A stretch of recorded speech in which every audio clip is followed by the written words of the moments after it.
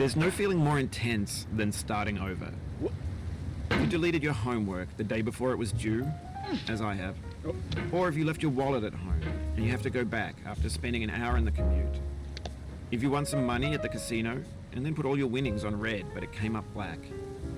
If you got your best shirt dry cleaned before a wedding and then immediately dropped food on it. If you won an argument with a friend and then later discovered that they just returned to their original view. Starting over is harder than starting up. If you're not ready for that, like if you've already had a bad day, then what you're about to go through might be too much. Feel free to go away and come back. I'll be here.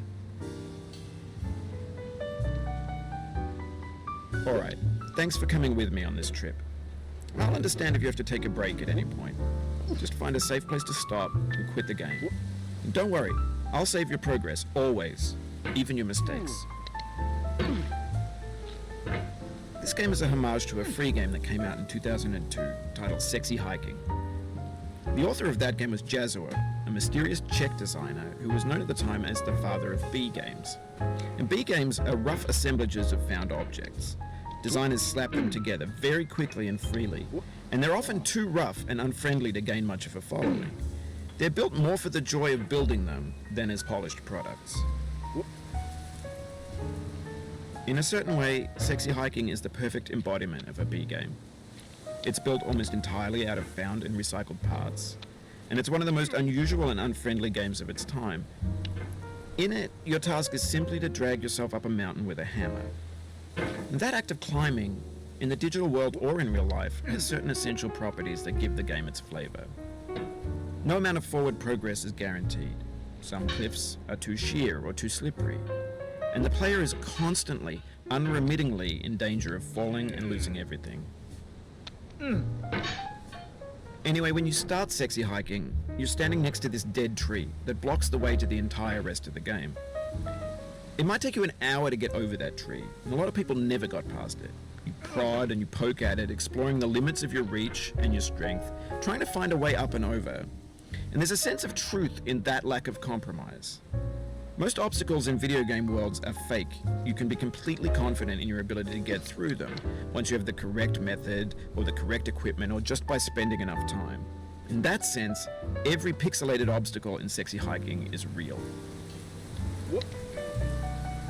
The obstacles in Sexy Hiking are unyielding, and that makes the game uniquely frustrating.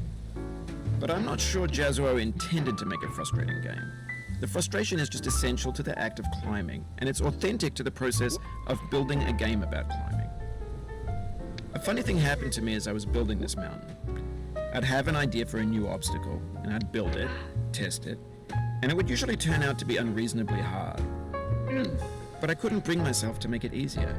It already felt like my inability to get past the new obstacle was my fault as a player rather than as a builder. Imaginary mountains build themselves from our efforts to climb them, and it's our repeated attempts to reach the summit that turns those mountains into something real.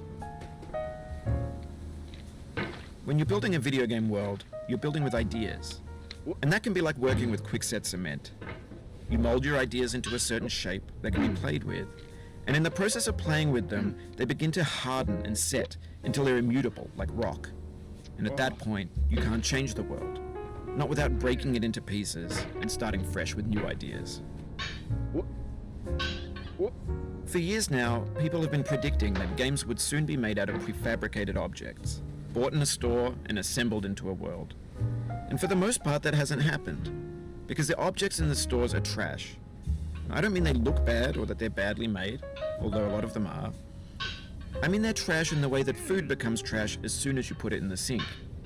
Things are made to be consumed and used in a certain context, and once the moment is gone, they transform into garbage. In the context of technology, those moments pass by in seconds. Over time, we've poured more and more refuse into this vast digital landfill that we call the internet. It now vastly outnumbers and outweighs the things that are fresh and untainted and unused. When everything around us is cultural trash, trash becomes the new medium, the lingua franca of the digital age. And you can build culture out of trash, but only trash culture. B games, B movies, B music, B philosophy. Maybe this is what digital culture is. A monstrous mountain of trash, the ash heap of creativity's fountain. A landfill with everything we ever thought of in it. Grand, infinite, and unsorted. There's 3D models of breakfast, Gen X's fanfic novels, Scan magazines, green screen Shia LaBeouf, banned snuff scenes on LiveLeak. Facebook's got lifelike bots with unbranded adverts and candid shots of Kanye and Taylor Swift mashups, car crash epic failed GIFs, Russian dashcam vids, discussions of McRibs, discarded, forgotten, unrecycled, muddled, rotten, untitled. Everything's fresh for about 6 seconds, until some newer thing beckons, and we hit refresh. And there's years of persevering, disappearing into the pile, out of style, out of sight. In this context, it's tempting to make friendly content that's gentle, that lets you churn through it but not earn it. Why make something demanding if it just gets piled up in the landfill, filed in with the bland things?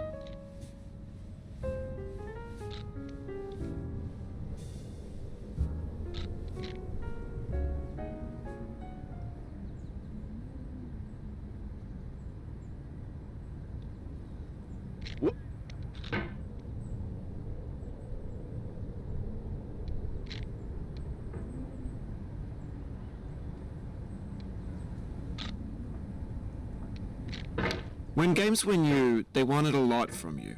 Daunting you, taunting you, resetting and delaying you. Players played stoically.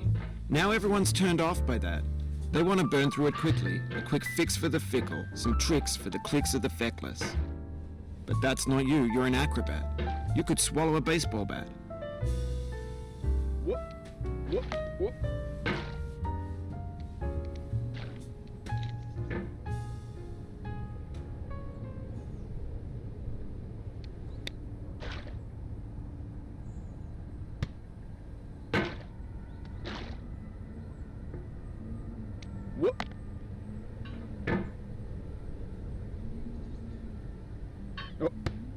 Now I know, most likely you're watching this on YouTube or Twitch, while some dude with 10 million views does it for you, like a baby bird being fed chewed up food. That's culture too.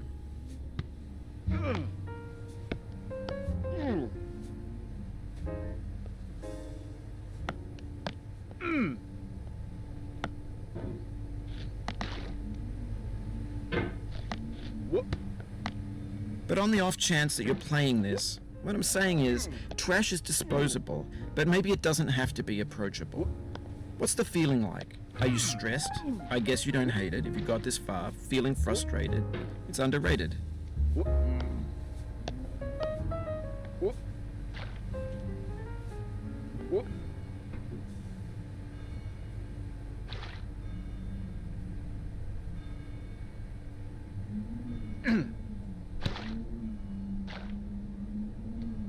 An orange is sweet, juicy fruit locked inside a bitter peel. That's not how I feel about a challenge. I only want the bitterness. It's coffee. It's grapefruit. It's licorice.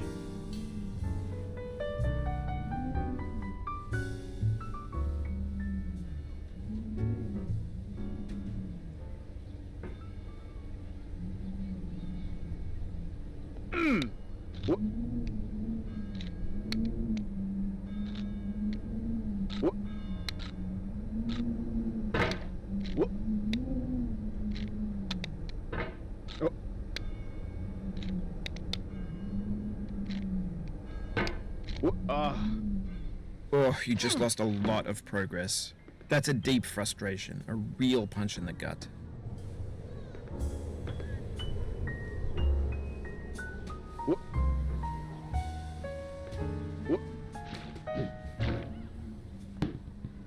Oof, sorry about that.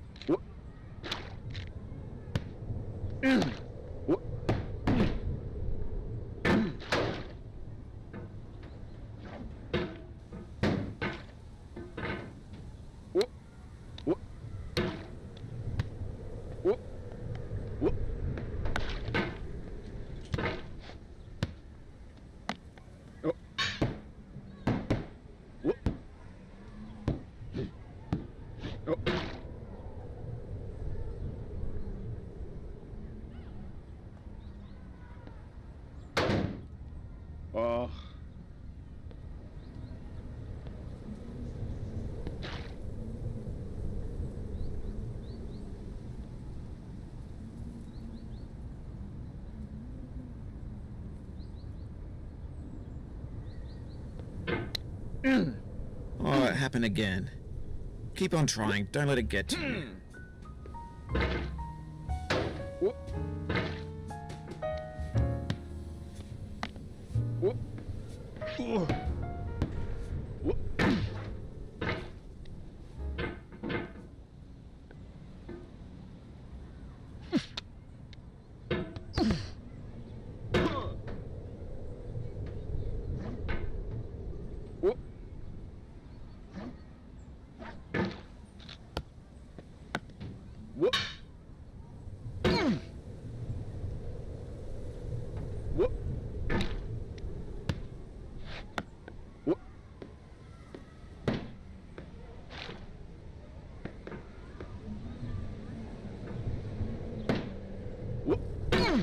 This thing that we call failure is not the falling down, but the staying down. Mary Pickford.